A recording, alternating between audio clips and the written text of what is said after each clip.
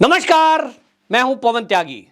हमारे देश के प्रधानमंत्री नरेंद्र मोदी जी ने जहां भारत में 2014 के बाद से एक क्रांतिकारी परिवर्तन किया है, विकास की बयार बहाई है, जहां आर्थिक स्थिति में आज हम 5वें नंबर पर दुनिया में हैं, वहीं आज CIA जो अमेरिका की गुप्तचर एजेंसी है, उसके प्रमुख का कहना है कि मोदी जी की वजह से दुनिया तबाह होने से बच गई। जी हां, यह कोई भारतीय जनता पार्टी के प्रवक्ता नहीं है जो इस तरह की भाषा बोल रहे हैं। यह बोल रहे हैं अमेरिका के CIA के प्रमुख विलियम बर्न्स। विलियम बर्न्स का हाल ही में एक इंटरव्यू में उन्होंने यह बयान दिया है, बड़ी जिम्मेदारी के साथ उन्होंने बोला कि यदि मोदी जी पहल ना करते तो शायद आज दुनिया में तबाही आ गई होती। उनसे जब पत्रकार ने पूछा कि आप इस तरह की बातें कैसे कर रहे हैं, तो उन्होंने कहा कि जिस तरह से रूस और यूक्रेन का युद्ध हो रहा है, उन दोनों युद्ध में हमने देखा है कि दोनों ही देश आक्रामक हैं और ऐसे में यह हो रहा था कि इस युद्ध को कैसे रोका जाए।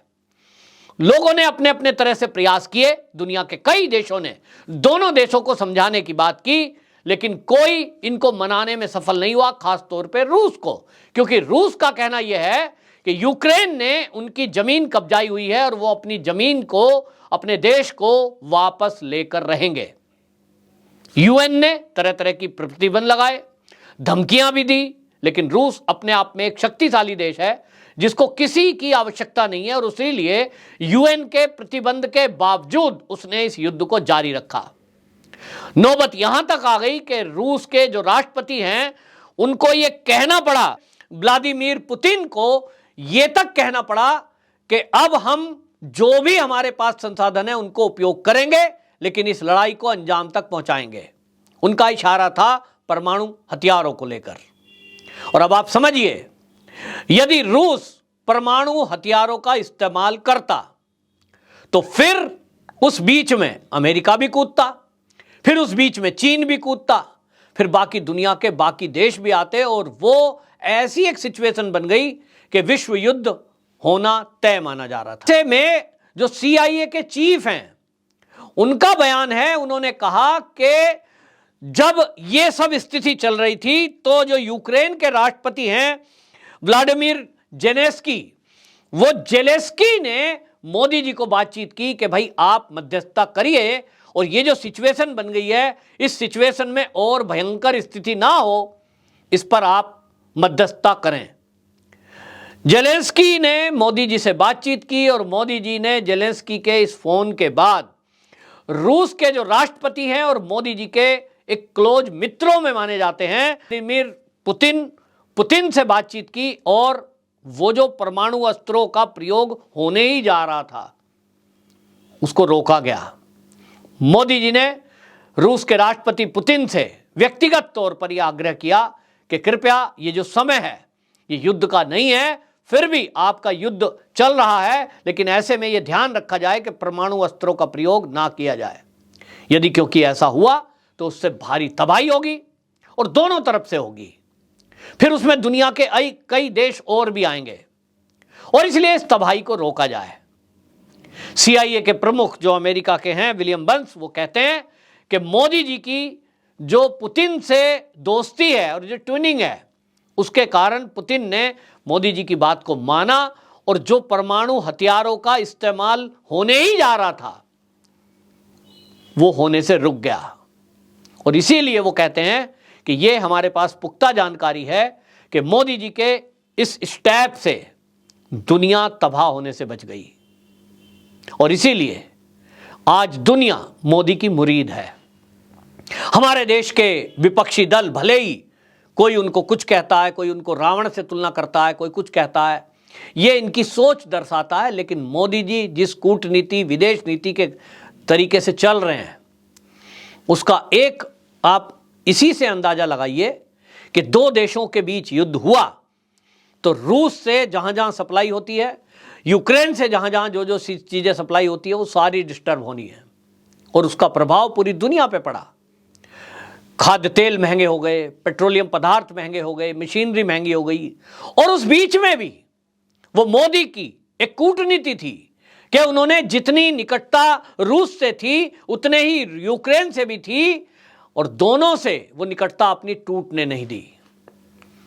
अमेरिका जैसा देश भारत को बल्कि धमका रहा था कि आप एक तरफ आइए, जिधर हम खड़े हैं उधर आइए और रूस के विरुद्ध अपना बयानबाजी करिए, रूस के विरुद्ध वोट करिए।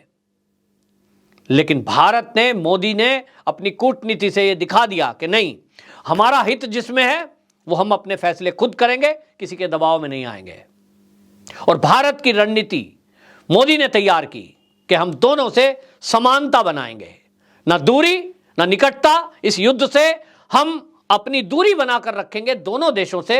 हां, जो आयात निर्यात है यथासंभव हम कोशिश करेंगे कि वो आपूर्ति ना रुके। तो जहां भारत की तरफ से यूक्रेन में निर्यात होने वाली वस्तुएं थी, जैसे कि दवाइयां हैं, फल है, सब्जी है, मसाले हैं, उसको भारत ने नहीं रोका। जो रूस को सप्लाई होती थी, हम एक्सपोर्ट करते हैं, उसमें भी फल, सब्जी, चावल और दवाइयां खासतौर पे ये हम सप्लाई कर रहे थे, तो उसको कंटिन्यू रखा गया। और ऐसे में जब पूरी दुनिया में महंगाई की मार बढ़ गई है, क्योंकि खाद्य तेल, पेट्रोलियम पदार्थ ज्यादातर देशों को यूक्रेन सप्लाई कर रहा था, खाड़ी देशों के अलावा। हमारे भारत में भी 80% जो पेट्रोलियम पदार्थ है, डीजल, पेट्रोल, केरोसिन, ये जो है गैस, ये खाड़ी देश और यूक्रेन से मिलाकर आता था। तो 80% बाहर से आता है, 20% एसेट्स हमारे भारत के खुद के हैं।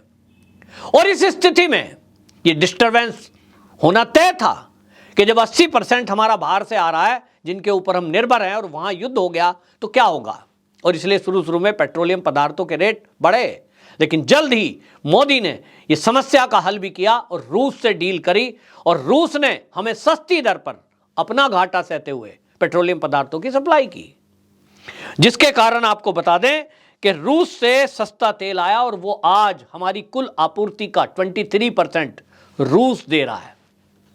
और वो किराया भी नहीं ले रहा, और इंश्योरेंस की किस्त भी हमसे जो इंश्योरेंस होता है वो भी नहीं ले रहा। ऐसा कोई करता है क्या? बिजनेस में तो कम से कम नहीं करता कोई, सब अपना फायदा सोचते हैं। लेकिन रूस ने भारत की मित्रता और मोदी जी की वजह से घाटा भी सहा और सप्लाई निरंतर आ रही है, जिसके कारण जो पेट्रोल का दाम है आज वो 100 के लगभग वहां रुक गया है, नहीं तो ये 300 रुपए लीटर भी हो सकता था। पाकिस्तान हमारे पड़ोस में है, उसका हाल हम देख रहे हैं। यह मोदी की कूटनीति है कि जहां एक तरफ उन्होंने रूस और यूक्रेन के युद्ध को उस भयंकर स्थिति में आने से रोका कि दोनों देश अगर परमाणु अस्त्रों का इस्तेमाल करेंगे तो ऐसा नहीं है कि उसका असर दुनिया में नहीं जाएगा। हवा चलती है तो धुआं दूर तक जाता है। ऐसे ही जो परमाणु अस्त्र जब प्रयोग होते हैं तो उसके बाद जो रेज फैलती हैं उसका इफेक्ट पूरी दुनिया में फैलता है। जब हिरोशिमा, नागासाकी, जापान पर जो बम पड़े थे, उसके बाद आने वाली कई पीढ़ियां अपाहिज पैदा हुई, जिनका असर आज भी वहां देखा जाता है। और इसलिए मोदी जी आज विश्वप्रिय नेता हैं। उनको ये मानते हैं कि उनके जितने रिश्ते खाड़ी देशों से मजबूत हैं, उतने ही रिश्ते उनके अमेरिका से हैं, उतने ही रिश्ते उनके रूस से हैं और यूक्रेन से भी हैं। उन्होंने सारे देशों से इस तरह के संबंध बना के रखे हैं कि आज मोदी जी की बात को कोई इग्नोर नहीं कर सकता। और इसीलिए आज मोदी को वर्ल्ड लीडर कहा जाता है। और इसी का जिक्र, वर्ल्ड लीडर आज मोदी जी को कहा जाता है, इसी का जिक्र अगर कोई भारतीय जनता पार्टी का नेता या प्रवक्ता या भारत का कोई व्यक्ति करता तो यह कहा जा सकता था कि यह मोदी जी की चापलूसी में बोल रहा है। लेकिन अमेरिका की जो CIA है और उसका प्रमुख अगर कोई बोल रहा है, इसका मतलब उनके पास ये पुख्ता जानकारी है, तभी उन्होंने ये बयान मीडिया में दिया है, क्योंकि वो तो कोई बीजेपी के कार्यकर्ता है नहीं। तो ये जो विलियम बंस का बयान आया है CIA हेड का, ये वाकई में हम सबको गौरवान्वित करने वाला है। और कहीं एक बार ये भी सोचने वाला है कि जो मोदी जी वर्ल्ड लीडर बनकर उभरे हैं, जिनकी वजह से आज रूस और यूक्रेन समेत दुनिया तबाही के मंजर से बची है, उनका इस देश नहीं दुनिया में होना कितना जरूरी है, उनका भारत की राजनीति में होना कितना जरूरी है। और इसीलिए ये बात हमको समझनी पड़ेगी, हम भारत वालों को समझनी पड़ेगी कि इतिहास के पन्नों में कभी कभी कोई ऐसा अवतार पुरुष जन्म लेता है जो इतिहास बना जाता है। भारत की आजादी के बाद से कितने ही प्रधानमंत्री इस देश में आए हैं। सड़कें, अस्पताल, स्कूल, नाले, ये तो सभी ने बनाए हैं। नो डाउट कि 14 के पहले भी भारत था और विकसित भारत था, लेकिन उसको विकासशील भारत कहते थे क्योंकि अभी बहुत सारी चीजें होना बाकी है। तो वो विकासशील भारत था जो अभी कंटिन्यू है, लेकिन 14 के बाद से जिस तेजी से भारत में विकास हुआ है, जिस ऊंचाई को छुआ है, वो अपने आप में एक रिकॉर्ड है। कई काम तो ऐसे हैं, आप देखेंगे, स्टडी करेंगे तो आप पाएंगे कि आजादी से लेकर 65 साल 2014 के पहले तक जितना काम टोटल मिला के हुआ, मोदी जी ने 14 से लेकर और 22 के बीच में इन 8 सालों में उससे ज्यादा कर दिया। हाईवेज, रेलवेज, एयरपोर्ट, टेक्नोलॉजी, सेना का मनोबल, सेना के साजो सामान, शिप, फाइटर प्लेन, ये ऐसी चीजें हैं जो आपको बताएंगी अगर आप स्टडी करेंगे कि हमारे देश ने जो 14 तक तरक्की की थी देश की आज़ादी के बाद से, उससे ज़्यादा कहीं 14 से और 22 के बीच की है। और इसीलिए मैं बार बार कहता हूं कि मोदी जी एक अवतार पुरुष है।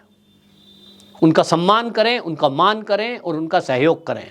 और सबसे ज़रूरी बात, मोदी जी हमें कुछ हिंट देते हैं हमेशा, चाहे वो मन की बात के माध्यम से हो, चाहे वो कहीं रैली में खड़े होकर कोई बात कही हो, चाहे उन्होंने कभी टीवी के इंटरव्यू में कोई बात कही हो। वो जब कभी देश को कुछ हिंट देते हैं तो उन हिंट से हमें समझना होगा कि हमारी क्या ड्यूटीज़ हैं। हर देशवासी की भी जिम्मेदारी है, खाली एक प्रधानमंत्री, एक सरकार सब कुछ नहीं कर सकती। और इसलिए आपकी और हमारी भी जिम्मेदारी है कि जब हमारा प्रधान सेवक देश को आगे बढ़ाने के लिए, दुनिया में इस विश्व गुरु बनाने के लिए दिन रात एक किए हुए है, कोई परिवार नहीं, कोई भाई भतीजा नहीं, कोई सुख चैन नहीं, तो फिर आप और हम भी ऐसे महापुरुष, महामानव का साथ दें और उनके विचारों पर चलें ताकि हमारा देश जल्दी से जल्दी विश्व गुरु बने और आर्थिक रूप में नंबर 1 बने और हम दुनिया को फिर से ऐसी ही दिशा दशा दे सकें जैसे कभी विश्व गुरु की उपाधि हमको प्राप्त थी। मोदी जी के नेतृत्व में निश्चित रूप से ये सफल होने वाला है।